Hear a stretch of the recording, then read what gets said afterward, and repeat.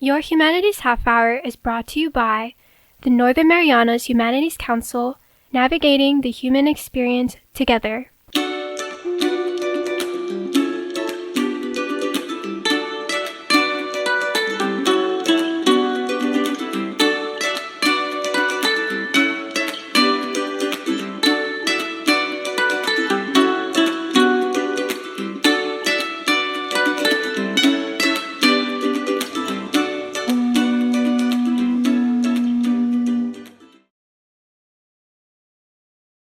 Hafaday, Tiro, and welcome to your Humanities Half Hour. I'm Catherine Perry, and our guest today is the 2023 Governor's Humanities Awardee for Preservation of Indigenous Cultural Practices, and that is Milton John Malama Coleman Jr. Jr., welcome to the show. Thank you, Kat. It's my pleasure to be here.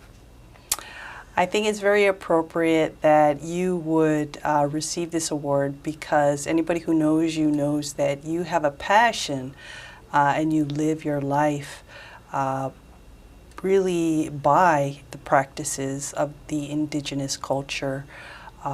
You were raised as a young boy here in Saipan. You're now fully immersed in traditional indigenous navigational culture. How did this all come about? How did it all get started? This passion that you have? Well, I guess it could be traced back to, most likely it's part of the DNA that we have, all of us, you know. I remember as a youngster, always had a deep love for the ocean and practically, you know, try to get in the water every day. We had some canoes as a child, but not really sailing canoes.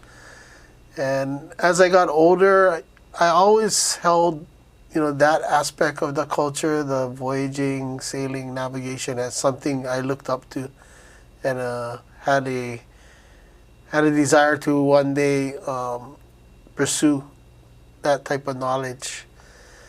And, you know, I have a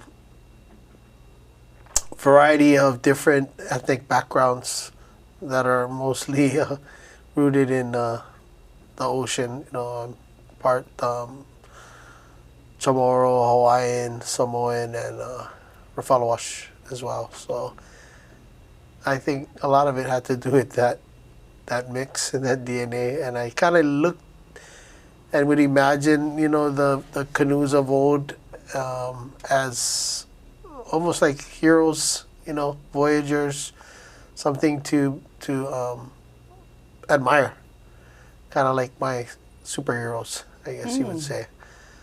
But yeah, as I became an adult, an opportunity came up to get involved and really started out as a volunteer on one of the projects in Hawaii, where they were building a large double hull canoe, and that's kind of where it came into action and fruition. Then I never lost sight of that. That was my career choice, I guess you could say. It was never smooth, but you know, it wasn't something you could learn in school at that time, you know, in a regular setting. But I did try to pursue those who wanted to teach me, and I was really blessed by that. And two individuals I started learning from, a guy named Wright Elemakule Bowman Jr., who was a master canoe builder out of Hawaii. And he asked me to be his apprentice, so I got to learn from him for a few years. And then I was more interested in the more traditional use of hand, like ads, the sile, and he didn't really do that kind of carving. He used mostly modern power tools. He actually invented some tools specifically made to build large canoes using machines. And so I met, you know, everybody knows now it's Papa Mao, and he actually invited me to come over to Satawal It was like in the early 90s, I think 93. And then I showed up, several months after he had asked me to come out to his island and he wanted to teach me. And so I made my way there. He was actually surprised and shocked when I showed up. But yeah, that was a real special time. And that was kind of the beginning of the formal, more traditional learning. And just being exposed to the way of life there. It's very similar to probably what it was here, a few hundred years ago. People live very sustainable livelihood, growing their own food, fishing, building canoes, and just thriving on their small islands. Like you said, a lot of people have heard or know the late Grand Master Navigator Pius Mau Pialug, but you sailed with him. You shared food with him. What can you tell us about who he was as a man and as a teacher? Well, I can definitely say that he was a very humble person, but very fierce in his knowledge, and I was really blessed to be taken under his wing to show me all these different things that I never could have ever imagined learning. It's like carving and sailing and how to, build canoes and all these different skills that, like I said, weren't available, weren't learned in a traditional Western institution. Mm-hmm. Of learning. So, I was kind of spoiled, I would say, because I didn't have to ask questions. He would just tell me without asking, whether it's about navigation or basically different parts of the culture. He would just explain to me without me having to ask questions. Because I was pretty just humbled to be in his presence, and yeah, he definitely had a tremendous impact in the way I look at things, and just as a father as well. Yeah, those are valuable lessons too that were learned. That he has a big family. I think now there's probably over 80 grandchildren out of the 16 children he had. But anyway, yeah, those are also very important. Staying connected with the family, and I try stay in touch with his kids and the grandkids because that's part of his legacy. The family. I know it would be hard to pick. How many years were you with him? About 6 years. Oh my goodness. This was back 30 years ago. What would you say is like one of the most memorable lessons you learned from him? It can be funny too, because I know you have some funny stories about Papa Mau. But okay, maybe not a funny one, but yeah. I think it's to never give up. Maybe that really, because we were on voyages that I was thinking I didn't know where we were because the weather conditions were very not ideal. We had a super typhoon bearing down on us. And if it wasn't for him, I wouldn't be here today. And I think the rest of the crew that was with us would say the same thing. But even the fiercest storm that was approaching, the situation and weather conditions were pretty chaotic. Giant waves, heavy seas, super strong winds, overcast, no stars in sight. Even during the day, you couldn't really tell where the sun was rising because it was so overcast. But wow. He had the knowledge to get us through that. And he never did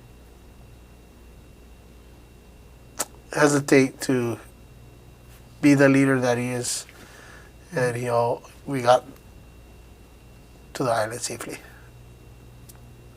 What's it like sailing the old way, which is thankfully still the current way, but you know what I mean, the traditional way? Well, I guess it's, you have to be in tune with nature and the elements. You're relying on everything in creation out there, the sun, the moon, stars, wind, the waves, currents, clouds, and the different animals out there to help guide you. So you have to appreciate all those things and be very connected to what's happening around you, as well as the crew. That's the relationships between the people on board. Mostly it's going to be family. And that's kind of really what happens. One of Mao's sons, my brother Cesario, I think made a great statement in saying that once we're on the canoe, we're family, no matter what. Whether from different backgrounds, different origins or whatever, we're one family out there, and we have to take care of each other, help each other out, get along with each other, and try to make the navigator's job as easy as possible, which means like steering or sailing, bailing, all the different activities that take place. It's beyond a job. I think it's more like a way of life. Why have you chosen to pursue this knowledge, this way of life, this career? It's really a career for you now. Yeah, I think, like I said, it has a lot to do with my genealogy, the ancestry. There's just something in me that I've never gotten tired of it or sick of it. I just see a lot of value for our future generations and for the situation at hand with the environment and those kind of things. The way of life of our ancestors is something that is a perfect match to help resolve a lot of the issues we're having with people talk about climate change or technology taking over, artificial intelligence, all these kind of new things that we have to face. I think a lot of what our ancestors did can help guide us through that voyage or that journey to make good, wise choices and decisions. What do you think our ancestors would advise us about technology? I would say modern technology, artificial intelligence. That's a great question. I think, people have brought it up before, like with regards to like canoe building. Traditionally they use trees, everything's from nature. But given the situation with lack of those resources now not being so available and using modern technologies to build these things, I think that's something that in many ways they probably would be okay with.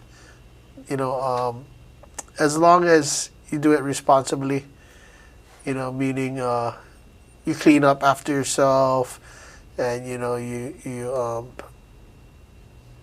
make sure that it's going to be safe for those that are going to be on the canoe in this case. Mm-hmm. But other than that, yeah, that's I think a big part of how they thought is what we're doing. Is it having a positive impact? Is it something that's good for for our people, for our family, and for the environment? I like that. Very simple, like, is it having a positive impact? Because there's a lot of things we can do, but ultimately, how does it affect individual people, communities, and the home that we live in. So you recently, about I think a couple years ago or a year or so ago, moved back to Saipan to be a part of 500 Sails.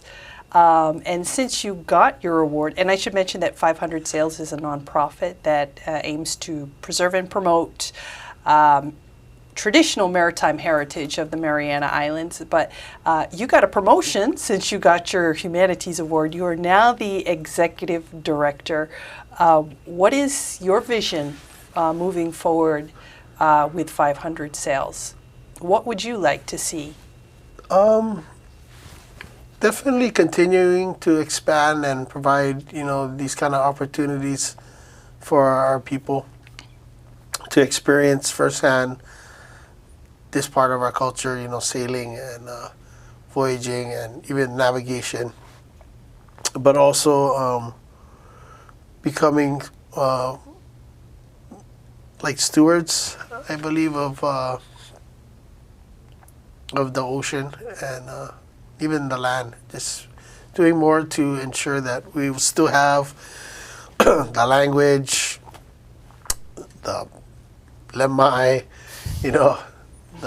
the new, all the coconuts and all the foods of our ancestors, and that includes, of course, the ocean resources.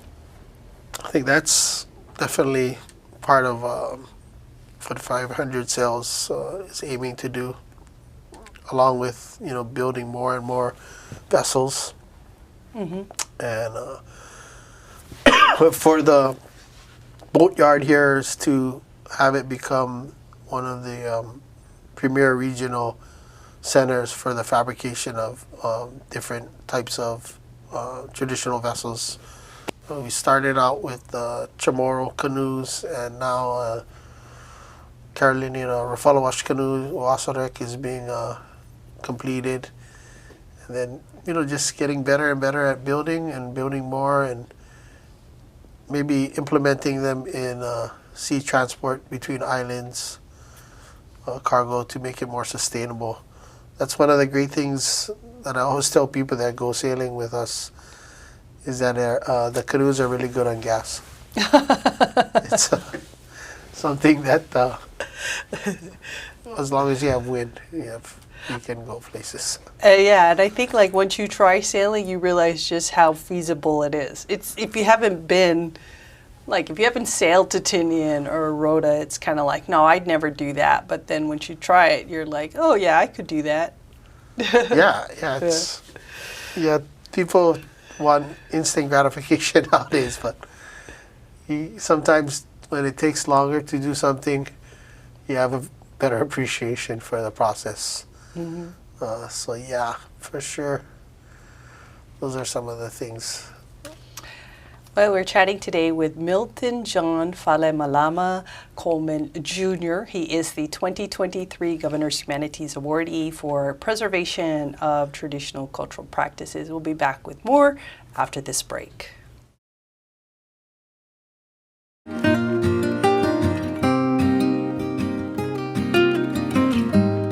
Hafaday, Zantiro. I'm Leo Pangilinan with the Northern Marianas Humanities Council. We'd like to take a moment to thank our generous sponsors who have made possible the many programs in our community like this show. We couldn't have done it without them. And if you value the work we do and would like to make a contribution to our efforts, we ask that you consider making an in-kind or cash contribution to the Northern Marianas Humanities Council. Any amount is appreciated, and donations of up to $5,000 qualify for an educational tax credit. We appreciate your partnership and support. Sidus Maasi, Olomai, and thank you.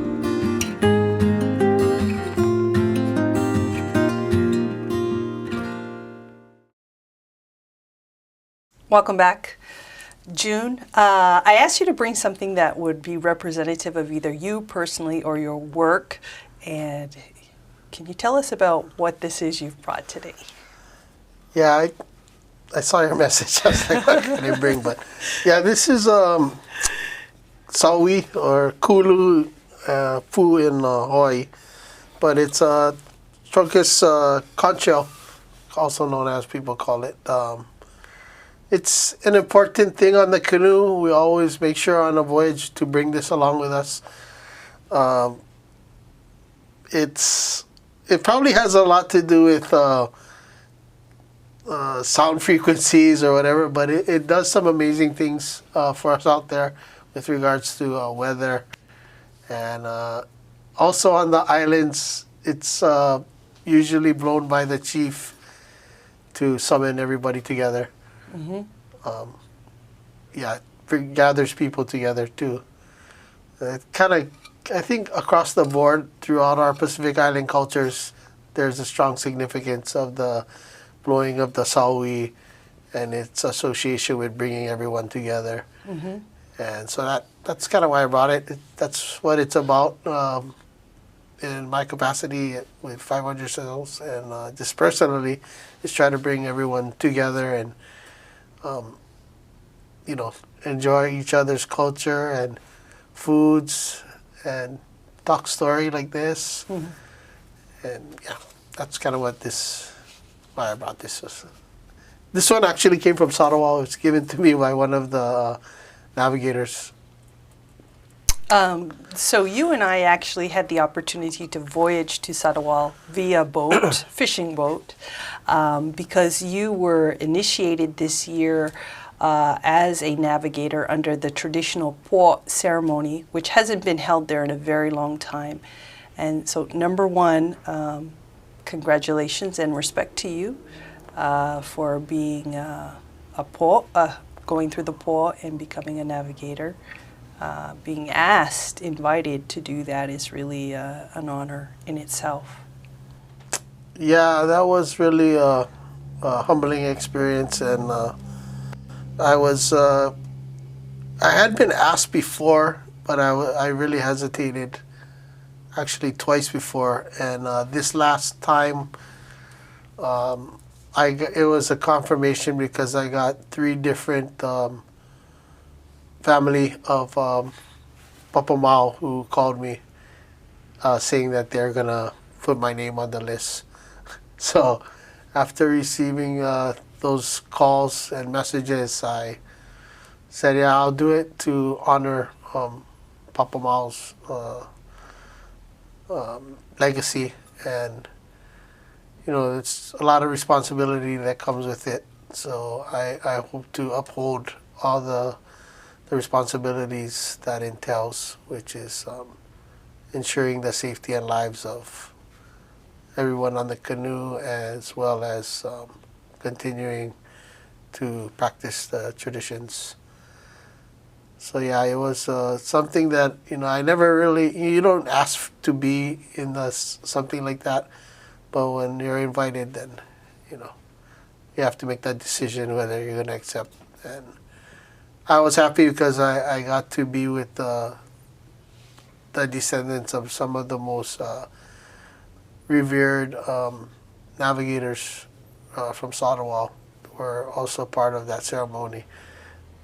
For me, those people were legendary, and of course Papamao is one of them. But there's others whose sons or grandsons were there with us, and so that. The brotherhood, I guess you could call it, is established further, and yeah, very humbling experience. Thanks a lot to Master Navigator Cecilio Raikulupi. He was one of the ones that had asked me to, he's going to put my name there to go, and along with couple of the other navigators. So it was truly a blessing, and I hope they keep the tradition alive, and I'm here to support any further initiates into the school of navigation. In our time together, just since you've gotten here today, I asked you if you wanted to blow the conch shell before the interview, just to hear the sound, and you declined because it wasn't appropriate. in this setting. And listening to your story about how you were invited by the master canoe builder to be his apprentice, how you were invited by Papa Mao to be his apprentice, how you were invited by his children to undergo the po'o ceremony. I think that speaks a lot to who you are as a person and the respect that you have. Yeah, I really appreciate their consideration because I never really, thought highly of myself in those respects. And very humbled again to partake in that, all of this learning. And I'm still learning, I don't think I know everything. And the weather's always changing, and there's all kind of realities you have to deal with. It's never always smooth sailing. You hope it is, but it's not always the case. But yeah, that's kind of part of what the ceremony entails, is that now you have everything you need to do what needs to be done out there in the waters, and you can ensure the safety and lives of everybody that's with you. One of the things I've been able to observe is that your family is very much a part of this work that you do. Can you share with us a little bit about that, how this has impacted your family, and what are the values that you're hoping to pass down through the canoe culture? Yeah, I mean that's at the most traditional sense, is to pass it down to your children, what you learn and what you do, and have them be actively part of it. For my family, they've been around canoes ever since they were in their mother's womb. We have a lot of pictures of that. But, you don't want to force them. But some of them, the older ones grew out of it, but now they're getting back into it. My oldest son just left this morning with Cecilio to head to Luta. But yeah, it's good for, like I was saying, you have to be a family on the canoe. Everybody has to work together. You have to respect the captain, the navigator. But like I said, it's not always smooth sailing. My kids have endured a lot of challenges and rough times, and a lot of it that brings it all together is our time on the ocean, sailing, using all the different canoes we've helped to build over the years. I think it's great memories for them, so when one day they become parents, that they'll pass on, some of the things that they got to do. I really appreciate that they've been able to do as much as they have, because when I was growing up, like I said, not that much canoe, sailing canoes, mostly paddling, fishing canoe. But it wasn't until I was much older that I got involved and interested. But these kids of mine, and my wife's always very supportive, and she could probably tell you a lot of stories of the behind the scenes things that she used to make jokes about canoe being like my other wife. But yeah, all joking aside, it does take a lot of commitment and time, and at the end of the day,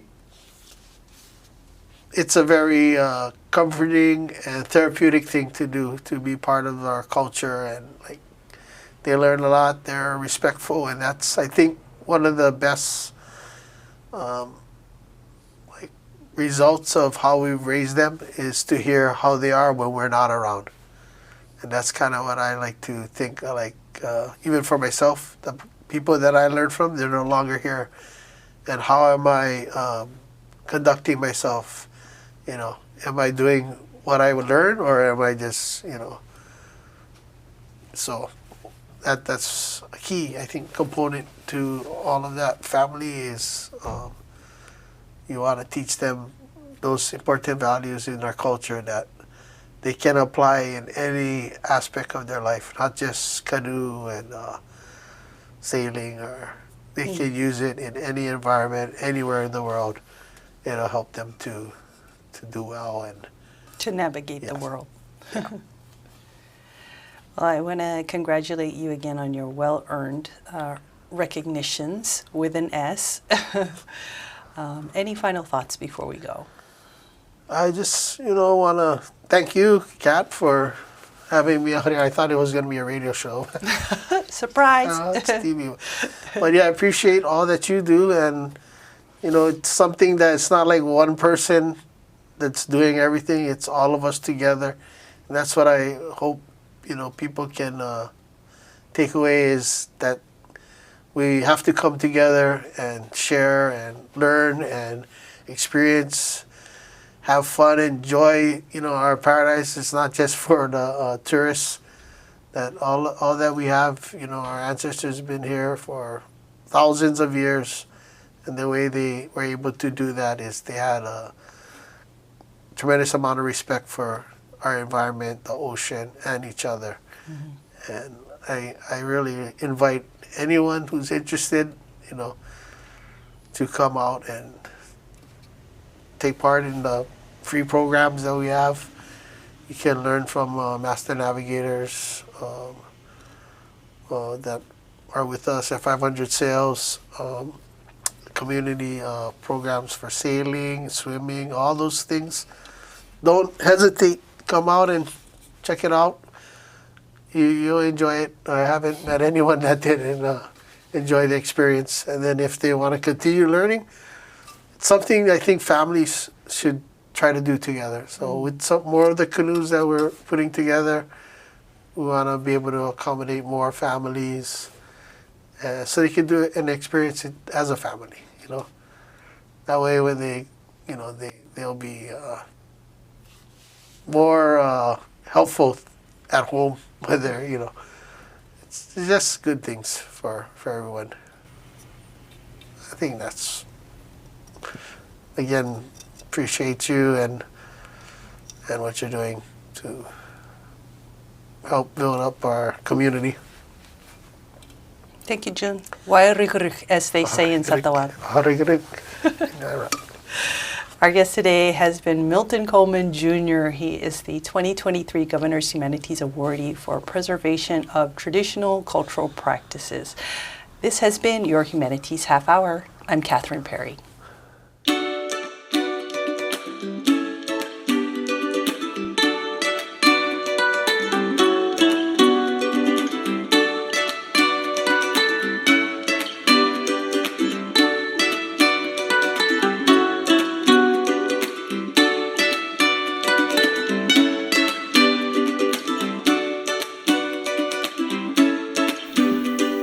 Your Humanities Half Hour has been made possible in part by a major grant from the National Endowment for the Humanities. Democracy demands wisdom. Any views, findings, conclusions, or recommendations expressed in this program do not necessarily represent those of the National Endowment for the Humanities. For more information or to share your thoughts, contact the Northern Marianas Humanities Council at nmhcouncil.org or on social media at 670 Humanities. That's 670 Humanities.